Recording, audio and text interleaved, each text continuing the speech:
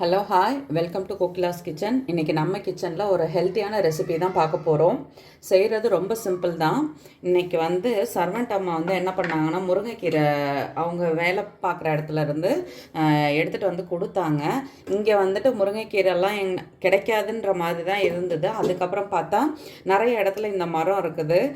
நம்ம ஊரில் கூட போய் நான் கொஞ்சம் உடச்சிக்கிட்டோமான்னு கேட்டால் அவங்க இல்லைங்க, இப்போ தான் பூ வச்சுருக்கு, உடைக்கக்கூடாது அப்படின்னு சொல்லுவாங்க. பட் இங்கே குஜராத்தில் அந்த மாதிரி சொல்ல மாட்டேங்கிறாங்க.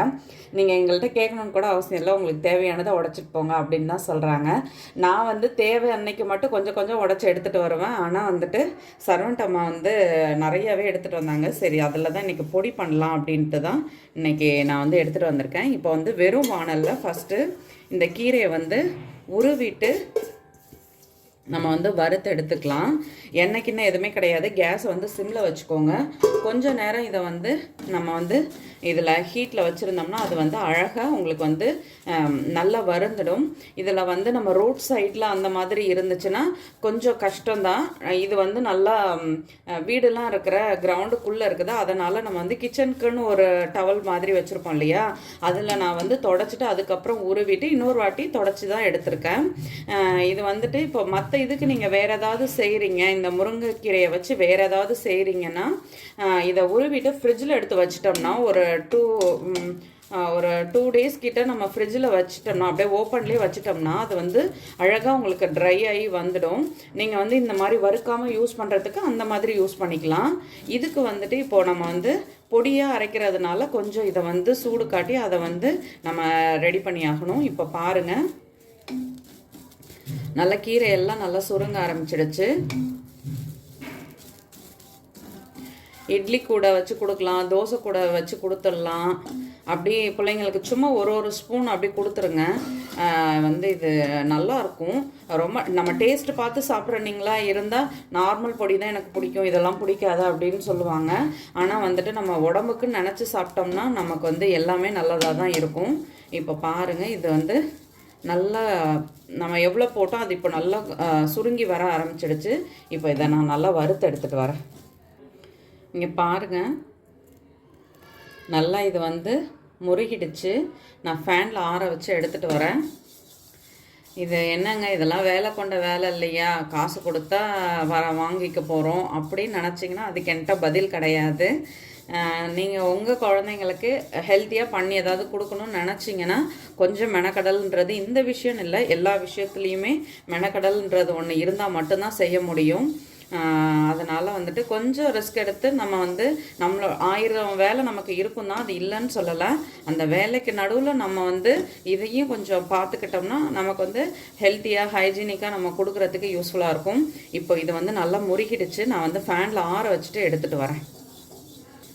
கொஞ்சம் டைம் ஆக தான் செய்யும். உடனே இது அப்படியே ட்ரை ஆகிடும்னு கேட்டிங்கன்னா ட்ரை ஆகாது. ஏன்னா நம்ம சிம்லே வச்சு தான் அதை வறுத்து எடுக்கிறோம். அதனால் கொஞ்சம் டைம் பிடிக்க தான் செய்யும். இப்போ நான் ஃபேனில் ஆற வச்சுட்டு எடுத்துகிட்டு வரேன். எப்படி அது நல்லா மொறுமொறுன்னு இருக்குன்றதை பார்க்கலாம். நான் இப்போ எதுலேயுமே எண்ணெய் சேர்த்து செய்ய போகிறதில்ல. ஒரு 5-6 பல் பூண்டு இதை லைட்டாக வறுத்து எடுத்துக்கலாம்.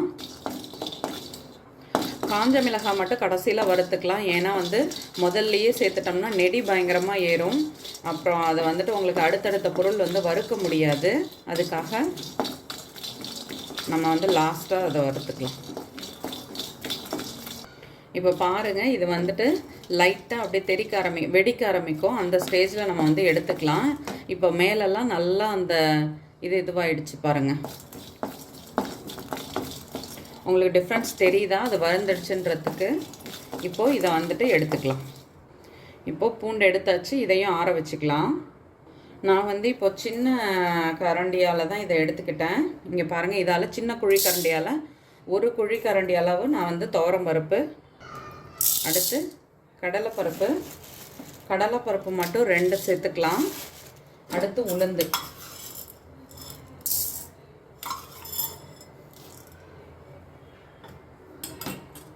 ஃபஸ்ட்டு இந்த பருப்பை மட்டும் தனியாக வறுத்து எடுத்துக்கலாம். பருப்பெல்லாம் இப்போ நல்லா வாசம் வர ஆரம்பிச்சிடுச்சு. இதை தனியாக நான் ஒரு பிளேட்டில் கொட்டிக்கிறேன். அந்த பிளேட்லேயே சேர்த்து கொட்டலாம், தனியாக கொட்டிக்கிறேன்.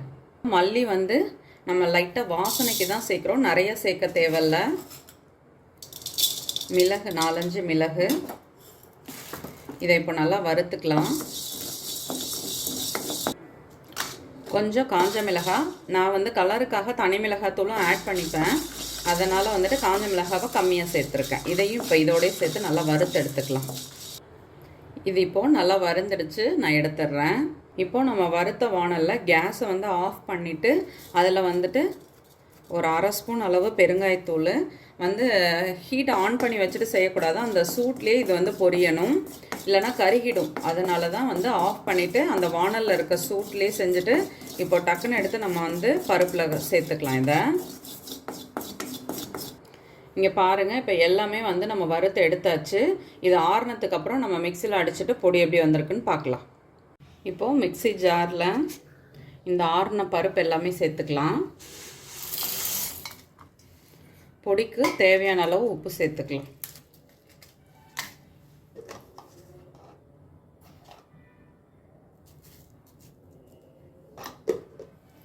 இப்போ நான் மிக்சியில் இதை அரைச்சி எடுத்துகிட்டு வந்துடுறேன். பவுடர் பண்ணிவிட்டு அதுக்கப்புறம் மற்ற ஐட்டம் எல்லாமே சேர்த்துக்கலாம். இதெல்லாம் கொஞ்சமாக தனி மிளகாத்தூள் சேர்த்துக்கிறேன். இப்போ பாருங்கள், ஆறுன பிறகு இந்த அளவுக்கு நல்ல பொடியாட்டம் வர மாதிரி இருக்கணும். கீரையெல்லாம் இதில் சேர்த்துக்கலாம். லாஸ்ட்டாக பூண்டு சேர்த்துக்கலாம், இப்போ சேர்க்க வேணாம். இங்கே பாருங்கள், சூப்பராக ரெடி ஆகிடுச்சு. நான் கொஞ்சம் நல்லா பவுடராகவே அரைச்சிக்கிட்டேன், ஏன்னா ரைஸில் போட்டு சாப்பிட்லான்ற பர்பஸ்க்காக தான். இப்போ நீங்கள் வந்து தோசையிலையோ இல்லை எதுலையாவது போட்டிங்கன்னா கொஞ்சம் அது வந்து பவுடராக இருந்தால் நல்லாயிருக்கும். ஏன்னா வந்து கொஞ்சம் கரகரப்பாக இருந்துச்சுன்னா கடிக்கிறதுக்கு கஷ்டமாக இருக்கும் இல்லையா, அதுக்காக. பூண்டு வந்து லைட்டாக அரைச்சிக்கலாம், ரொம்ப போட்டு அரைக்கணும்னு அவசியம் இல்லை. பூண்டு தெரிஞ்சாலும் கவலை கிடையாது. பூண்டோட சேர்த்து அரைச்சாச்சு. சூப்பரான நம்மளோட முருங்கைக்கீரை பொடி எப்படி ரெடியாக இருக்குது பாருங்கள், செம சூப்பராக இருக்கும். ட்ரஸ்ட் மீ, நீங்கள் ட்ரை பண்ணிவிட்டு கட்டாயமாக சொல்வீங்க ரொம்ப நல்லா இருந்துச்சுன்னு. கமகமன்னு சூப்பராக ரெடி ஆகிடுச்சு நம்மளோட முருங்கைக்கீரை பொடி. நீங்களும் வீட்டில் ட்ரை பண்ணி பாருங்கள். பிடிச்சிருந்துச்சுன்னா மறக்காமல் ஃப்ரெண்ட்ஸ் அண்ட் ஃபேமிலிக்கு ஷேர் பண்ணுங்கள். ஷேர் பண்ணுறதோட மட்டும் இல்லாமல் வீடியோ பிடிச்சா லைக் பண்ண மறந்துடாதீங்க. தேங்க்யூ. இந்த வீடியோ உங்களுக்கு பிடிச்சிருந்தா லைக் பண்ணுங்கள், ஷேர் பண்ணுங்கள், கமெண்ட் பண்ணுங்கள். மறக்காமல் கோகிலா கிச்சனுக்கு சப்ஸ்கிரைப் பண்ணுங்கள். தேங்க்யூ, வணக்கம்.